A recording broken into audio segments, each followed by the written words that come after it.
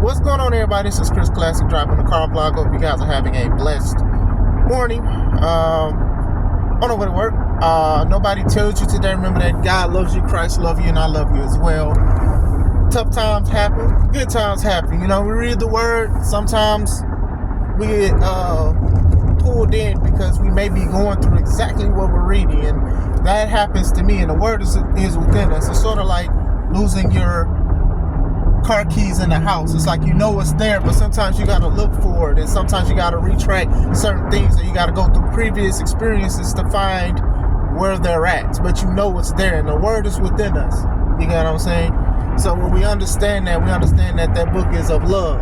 Some people use it as hate because it's a powerful book. A lot of people has used things that are intended for good for bad. They've used power the wrong way. You get what I'm saying? So I do hope and pray we apply that the righteous way more than anything. Make sure you subscribe to this channel, the Take It Home podcast, where I talk about professional wrestling topics. Make sure you also subscribe to C3 Ultimate Wrestling. You guys know that is run by a different management. I'm not going to say their name right now. With everything that's going on and the stuff they're trying to put me through, we're going to persevere. Straight up. We have a show July 6th called Red Fighting Blues. It's an early show in Crown Point, Indiana.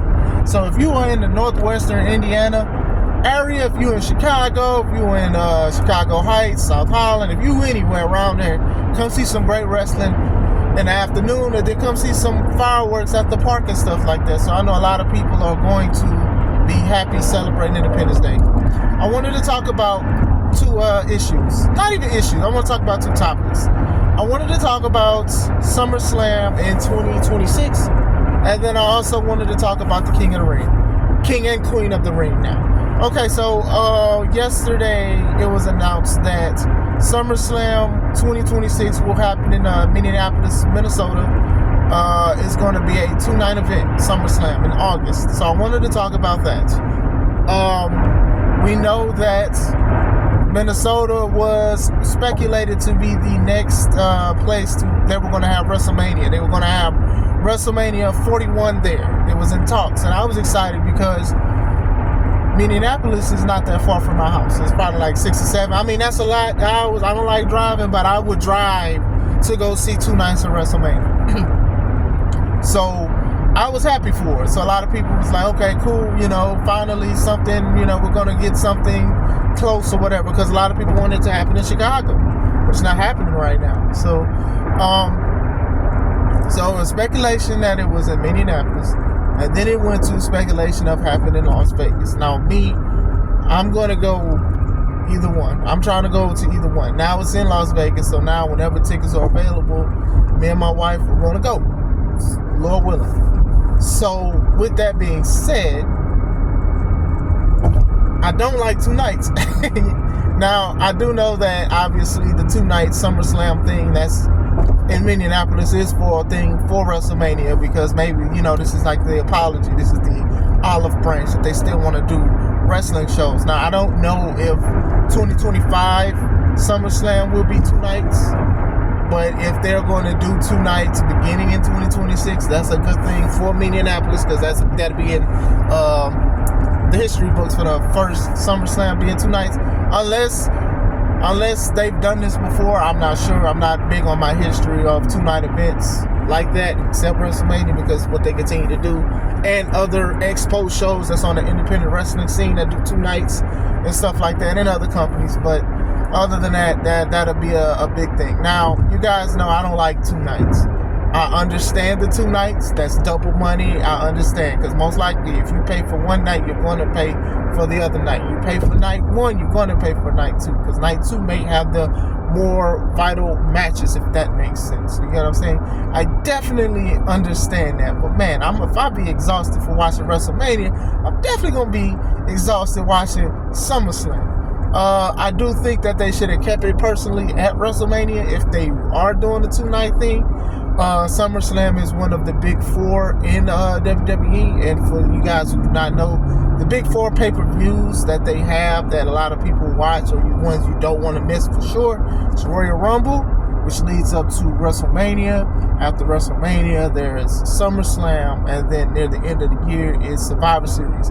Those are considered the big four main pay-per-views, well now PLEs, that you don't want to miss. The other ones are cool because title changes happen, and you got like Money in the Bank, you got like Elimination Chamber, you got a whole bunch of these other shows as well, and those are important. But when it comes to those big four, those are the ones people have parties for the most part, or do stuff like that. That's just one of those things, because those are the most traditional shows that they have, and some of the oldest running ones.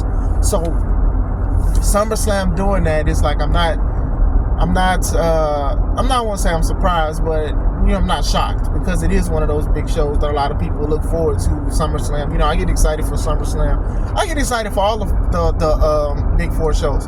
My favorite one used to be Survivor Series, but I do think that they changed the whole format of it, because it's like Team Raw versus Team SmackDown and stuff like that, and I don't like that aesthetic. I don't even remember. And was it War Games last year or something? They did something. It was like Bloodline. I don't even know what they did last year. I ain't gonna lie to y'all. I know it was something with Cody. It was like War Games with that, because CM Punk came back. That's right. They do stuff way different now, than what it used to be. You know what I'm saying? It used to be a lot different. It used to be random teams. That was the time where I wanted to see random stuff or whatever like that. You randomly see the Road Warriors and Stone Cold teaming together to take on people in the elimination style. Like, the whole show used to be that, random teams, but now they changed it to like one thing being the main event. Like, I didn't like the brand extensions, like NXT versus SmackDown versus Raw. Like, those were cool, but still, I like the old school feel to it. I used to love elimination style matches. That was just me. But going back into the SummerSlam thing, more money for WWE.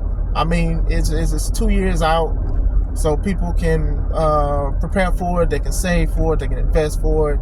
They can figure out what they want to do in Minneapolis, Minnesota 2 years from now. I know some people in Minneapolis are still upset, rightfully so, because you were going to get the biggest wrestling show ever next year. And then now it's like you push back 2 years and stuff like that. And to me, I'm already tired. I'm already sleepy in 2026 trying to go to a 2-day show. Like, I'm already tired just thinking about it. Look at my eyes, they heavy. I got my bags are packed under my eyes, and I didn't even get any clothes yet. Like, that's how tired I am with the situation. But shout out to Minneapolis, Minnesota. I've been to Minnesota before a couple times when I went to Mall of America. Very good experience. They got a freaking amusement park, a Nickelodeon amusement park in the middle of the mall. Very big mall. They got a good beef jerky spot that I like. It's nice. It's nice. I recommend you go in your lifetime.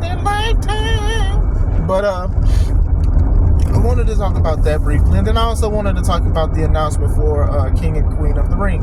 So now King and Queen of the Ring, they're saying the winner will get a title match. And I like that. I think back in the day, that's what that was. Usually, if you were the King of the Ring, you were giving a title match or a title opportunity, whether it's the Intercontinental, Heavyweight, or whatever like that. It was just like, if you won that, you would go somewhere with that. I mean, Xavier Woods, he won it, and he didn't really go anywhere with it. I mean, we were happy because he said that was like his childhood dream to win it. But then when Roman stepped on his crown and broke it, that was like basically it. I know Selena Vega, she won it before, and it's just like, she's been, just there and wrestling and doing stuff, and she's cool and dope. A lot of people like and love her and stuff, but still didn't really go nowhere. So having a title opportunity would be pretty cool. A lot of people, that makes people more interested in the King of the Ring match. When they do this, I do hope they get rid of a lot of other things that don't equate to anything after winning it, like the Andre the Giant Battle Royal. Like, to me, that does nothing. And putting it on, it used to be on WrestleMania, and then now it's like the week of WrestleMania. It's usually on like the SmackDown or the Raw or anything, or it's the pre-show. To me, okay, cool, you're trying to give a legacy and remember Andre the Giant, but it means nothing. It goes nowhere.